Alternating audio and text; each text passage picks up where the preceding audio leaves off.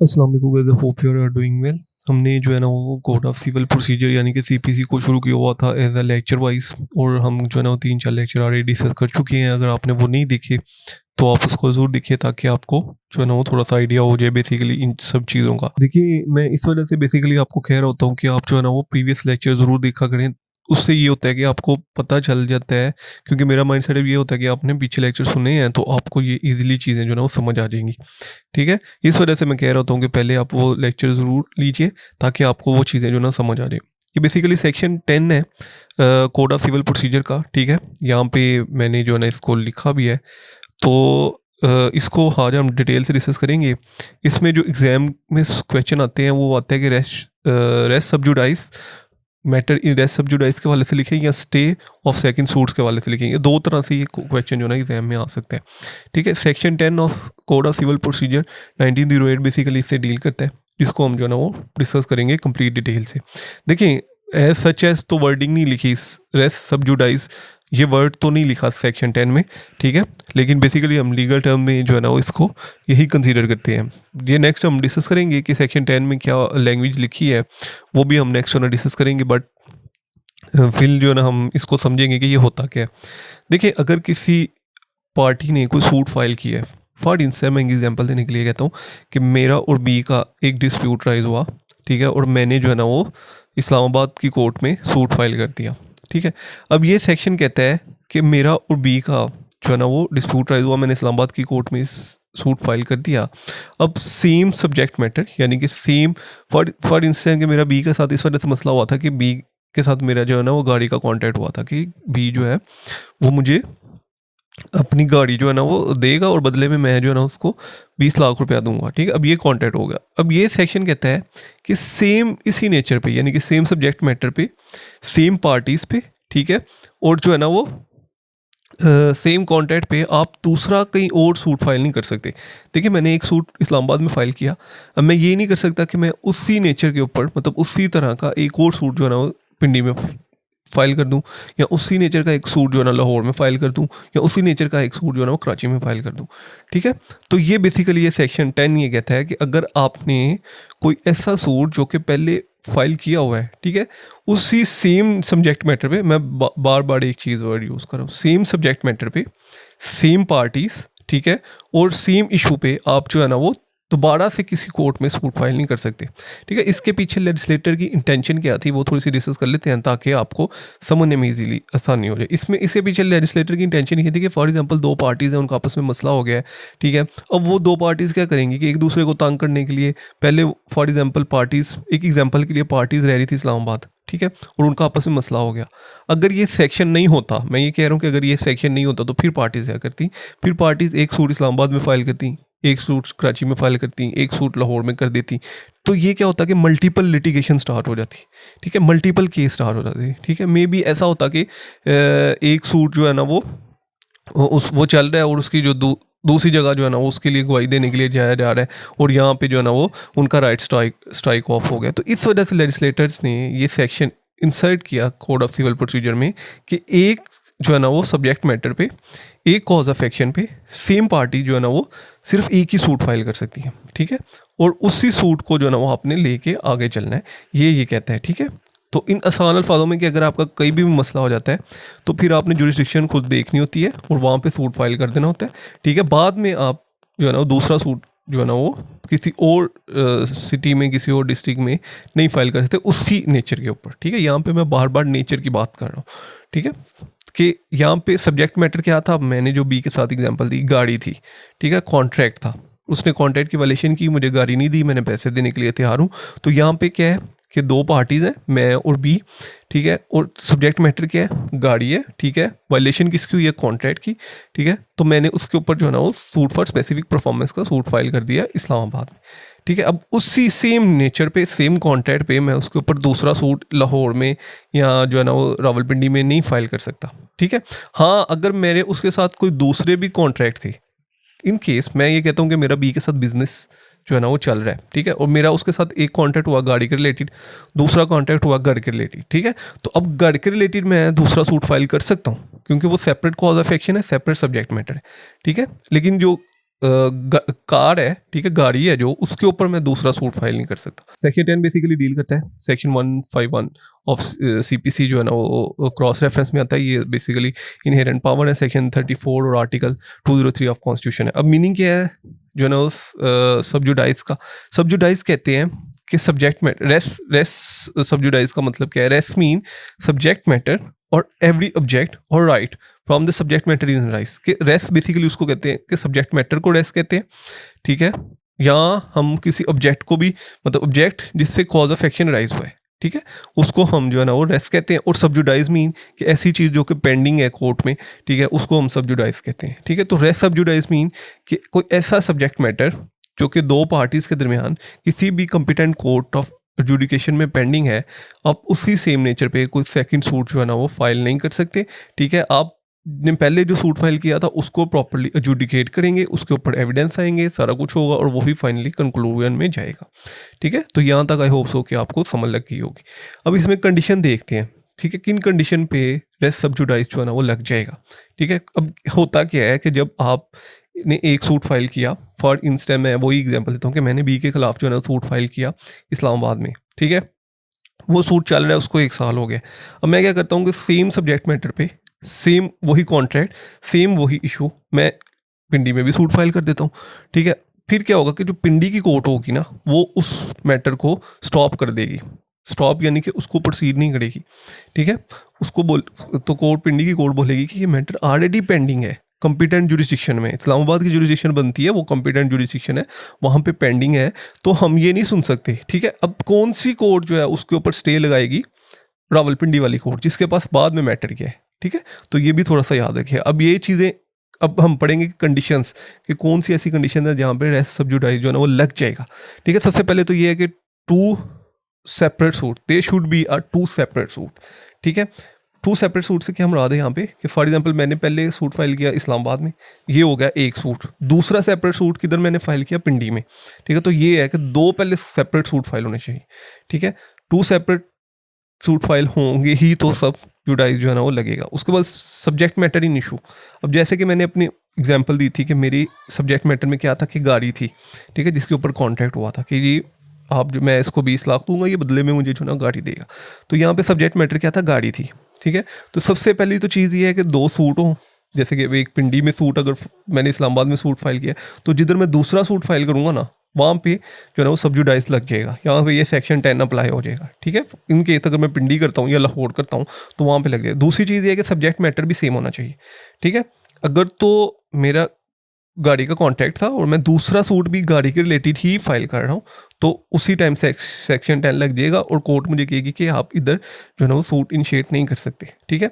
लेकिन जैसे कि मैंने पहले भी एक एग्जांपल दी कि मेरा बी के साथ 2 कॉन्ट्रैक्ट थे, एक गाड़ी का कॉन्ट्रैक्ट था, एक घर का कॉन्ट्रैक्ट था। तो घर के कॉन्ट्रैक्ट जब वो उसने घर का कॉन्ट्रैक्ट भी जो है ना वो वायलेट कर दिया, तो मैं घर के कॉन्ट्रैक्ट पे भी जो है ना उसके अगेंस्ट जो है ना वो सूट फाइल कर सकता हूँ, ठीक है। वहाँ पे ये नहीं लगेगा क्योंकि इस केस में सब्जेक्ट मैटर जो है वो सेम नहीं है, ठीक है। सब्जेक्ट मैटर डिफरेंट हो गया। पहले सब्जेक्ट मैटर कार थी, दूसरे कॉन्ट्रैक्ट में सब्जेक्ट मैटर घर था, ठीक है। तो यहाँ पे सब्जेक्ट मैटर डिफरेंट हो गया तो सेक्शन 10 नहीं लगेगा। उसके बाद सेम पार्टीज़ भी सेम होनी चाहिए। जैसे कि मैंने पहले एग्जांपल दी थी कि ए और बी, यानी कि मेरा बी के साथ मसला चल रहा है, ठीक है। तो यहाँ पे मैं और बी जो है ना वो पार्टी सेम है, मैं उसी नेचर पे दूसरा सूट नहीं फाइल कर सकता। लेकिन हाँ, अगर मेरा बी के भाई के साथ भी एक कॉन्ट्रैक्ट हुआ, ठीक है, और बी के भाई ने भी वो कॉन्ट्रैक्ट वायलेट कर दिया, तो मैं उसके अगेंस्ट एक सेपरेट सूट फाइल कर सकता हूँ, वहाँ पे ये सेक्शन 10 अप्लाई नहीं होगा। उसके बाद पेंडिंग प्रीवियस सूट, ठीक है, कि एक सूट पहले से पेंडिंग होना चाहिए। जैसे कि मैं इधर कह रहा हूँ कि इस्लामाबाद में मैंने सूट फाइल किया, तो वो ऑलरेडी पेंडिंग है कोर्ट में, ठीक है। तो रावलपिंडी वाली कोर्ट कहेगी कि जी ये मैटर ऑलरेडी पेंडिंग है, तो जो है ना हम इसको इनिशिएट नहीं कर सकते। दूसरा ये है कि कॉम्पिटेंट जुरिस्डिक्शन होनी चाहिए। देखिए, जिधर पहले सूट पेंडिंग है उस कोर्ट के पास कॉम्पिटेंट जुरिस्डिक्शन होनी चाहिए। फॉर एग्जांपल, जैसे कि मैंने एग्जांपल दिया आपको कि इस्लामाबाद में मैंने सूट फाइल किया, अब इस्लामाबाद की कॉम्पिटेंट जुरिस्डिक्शन थी, ठीक है, सूट चल रहा है इधर। फिर मैंने क्या किया कि 1 साल बाद पिंडी में भी सूट फाइल कर दिया, तो कोर्ट कहेगी भाई सेम पार्टीज़ हैं, सेम कॉज ऑफ एक्शन है, ठीक है, सेम सब्जेक्ट मैटर है, आपने दूसरा सूट फाइल क्यों किया है? सेक्शन 10 बार करता है सीपीसी का, ठीक है। फिर हाँ, ये तो सारी चीज़ें थी जो कि मतलब एक ड्यू प्रोसेस है, लीगल चीज़ें हैं। लेकिन इन केस क्या होता है कि मैंने पिंडी में इस्लामाबाद में सूट फाइल किया, ठीक है, मुझे 1 साल बाद पता चलता है कि जी इस्लामाबाद की जो जुरिस्डिक्शन ही नहीं बनती, जुरिस्डिक्शन ही पिंडी की बनती है, तो हाँ, मैं फिर पिंडी में सूट फाइल कर सकता हूँ। ठीक है, पिंडी में फिर आप सूट फाइल कर सकते हैं, जो इस्लामाबाद वाला सूट है वो फिर ख़त्म हो जाएगा। ठीक है, वैसे जनरल रूल ये है कि जो बाद में सूट आएगा ना, उसको स्टॉप किया जाता है। जैसे कि पहले मैं एग्जांपल दे रहा था कि इस्लामाबाद में मैंने सूट फाइल किया, बाद में मैंने पिंडी में सूट फाइल कर दिया। ठीक है, इस्लामाबाद की कंपिटेंट जुरिस्डिक्शन थी इस सिनेरियो में। ठीक है, तो जो बाद में वाला सूट है वो उसको स्टॉप कर दिया जाएगा। ठीक है, कि मैटर ऑलरेडी पेंडिंग है कोर्ट में कंपिटेंट जुरिस्डिक्शन में।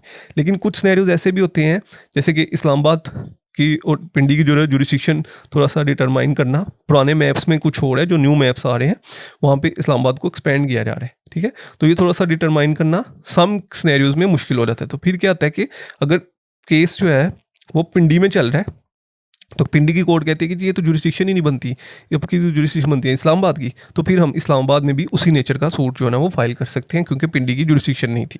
ठीक है, तो ये याद रखिएगा कि जुरिस्डिक्शन भी होनी चाहिए उस कोर्ट की। जुरिस्डिक्शन के वाले से हमने लास्ट लेक्चर पढ़ा था, इस वजह से मैं कहता हूँ कि वो पढ़ के आया करें। उसके बाद जुरिस्डिक्शन टू ग्रांट लीव, कि कोर्ट के पास जुरिस्डिक्शन भी हो कि वो रिलीफ ग्रांट कर सकती है।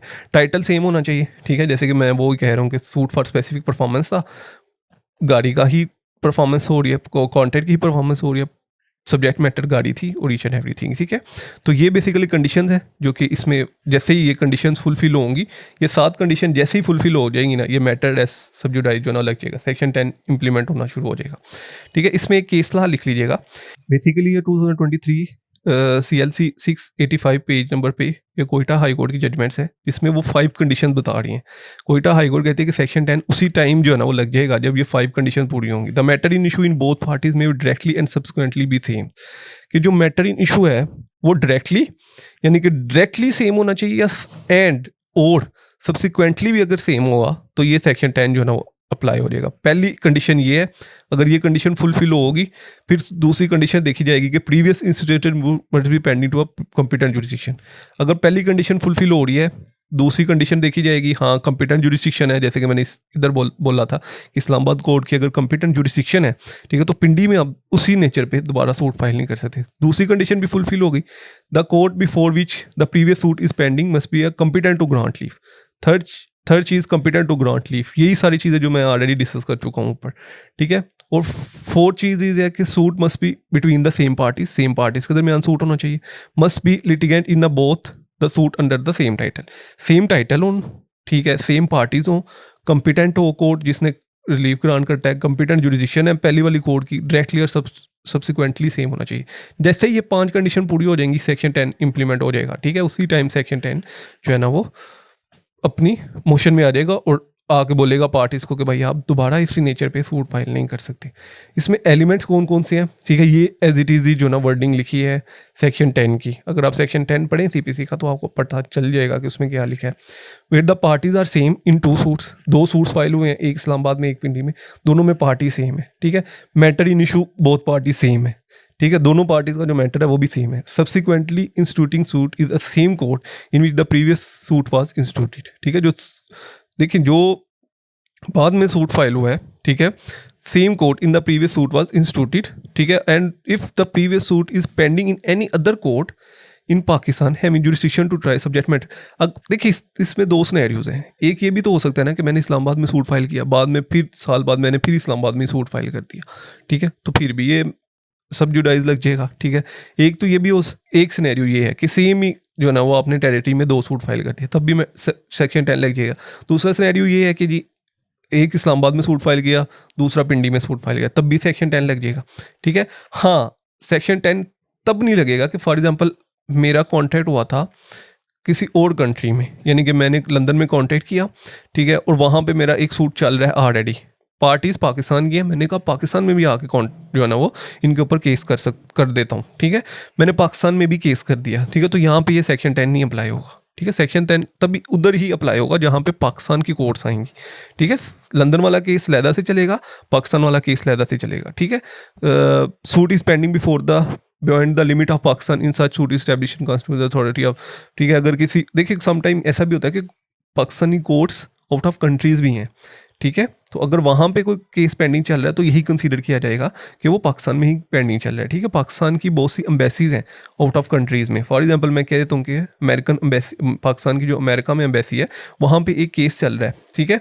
और उसी नेचर का मैं दोबारा पाकिस्तान में केस नहीं फाइल कर सकता क्योंकि वो पाकिस्तान की जुरिस्डिक्शन में आती है। एम्बेसी जो है वो उसी कंट्री की जुरिस्डिक्शन में आती है जिसकी वो एम्बेसी है। पाकिस्तान में अगर एम्बेसी है अमेरिका की, यहाँ जो है ना वो चाइनीज़ एम्बेसी है पाकिस्तान में, तो वो चाइनीज़ की जुरिस्डिक्शन में आएंगी, ठीक है। वो पाकिस्तान की जुरिस्डिक्शन में नहीं आएंगे। इंटरनेशनल लॉ में हम ये सारी चीज़ें डिस्कस कर चुके हैं। अब ये 2024 PLD सुप्रीम कोर्ट ने बेसिकली इसमें हेल्ड किया था कि स्कोप क्या है बेसिकली सेक्शन 10 का, ठीक है। ये स्कोप डिटरमाइन करती है कि parties can not simultaneously agitate the same matter between before two courts, कि पार्टी जो है वो सेम मैटर जो है उसको दो कोर्ट्स में नहीं कर सकती, एजिटेट नहीं कर सकती। क्यों? क्योंकि उसको सेक्शन 10 जो है वो CPC बार करता है, ठीक है, प्रोहिबिट करता है कि आप जो है ना वो सेम जो मैटर है उसको प्रीवियसली किसी और कोर्ट में इंस्टीट्यूट नहीं कर सकते। इसका स्कोप बेसिकली ये है कि ये देखें सिविल मैटर में ही ये ना वो सेक्शन 10 अप्लाई होता है, ठीक है, नॉट अ क्रिमिनल मैटर। ये पहली बात याद है। दूसरा इसका स्कोप ये है कि मल्टीपल लिटिगेशन को स्टॉप करना, ठीक है। देखिए अगर फॉर एग्जांपल मैं एक केस यहाँ पे फाइल करता हूँ, एक केस कराची में कर देता हूँ एक, तो ये मल्टीपल लिटिगेशन हो जाएंगी, ठीक है। एक जो है ना वो ऐसा होगा कि किसी और कोर्ट ने कोई और डिसीजन दिया, किसी और कोर्ट ने कोई और डिसीजन दिया। इन केस में कह देता हूँ कि अगर ये सेक्शन 10 ना होता तो फिर क्या होता कि पार्टीज मल्टीपल लिटिगेशन करती। लाहौर में कोई और फैसला आ रहा है, इस्लामाबाद में कोई और फैसला आ रहा है, पिंडी में कोई और, तो फिर किसको माना जाता। तो इस वजह से इसको जो है ना वो रखा गया है। ऑब्जेक्ट इसका बेसिक यही है कि जो है ना वो दो कोर्ट्स में जो है ना वो आप कभी भी जो है ना वो एक सूट जो है ना वो नहीं फाइल कर सकते। हाँ, अगर किसी कोर्ट की कॉन्करेंट जुरिस्डिक्शन है, कॉन्करेंट जुरिस्डिक्शन ये है कि इन केस में कह देता हूँ कि जी आधी प्रॉपर्टी जो है ना वो पिंडी में थी और आधी प्रॉपर्टी इस्लामाबाद की जुरिस्डिक्शन में आती है, ठीक है। तो अब पिंडी की भी जुरिस्डिक्शन है कि वो उसको सुन सके और इस्लामाबाद की जुरिस्डिक्शन भी है कि उसको सुन सके, लेकिन फिर भी केस एक ही जगह इनिशिएट होगा। अगर पिंडी में केस पेंडिंग है तो आप उसको इस्लामाबाद में नहीं इनिशिएट कर सकते, ठीक है।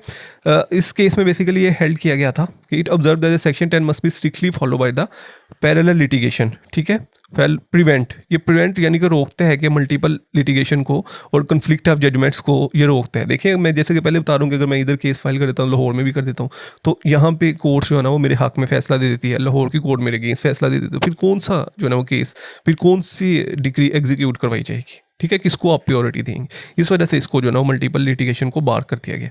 तो ये बेसिकली एक सेक्शन था जिसको इनकॉर्पोरेट किया गया सेक्शन 10 ऑफ CPC में, और ये यही कहता है कि अगर दो पार्टीज़ हैं उनका किसी भी मसले के ऊपर कोई भी जो है ना वो मसला हुआ है, ठीक है, तो वो उसी नेचर पे जो है ना मल्टीपल सूट फाइल नहीं कर सकती, ठीक है। इसके वाले से कोई भी क्वेश्चन कमेंट से पूछ सकते हैं। इंशाल्लाह जल्द मिलते हैं नेक्स्ट वीडियो में। तो दुआ में रखिएगा। अल्लाह हाफ़िज़।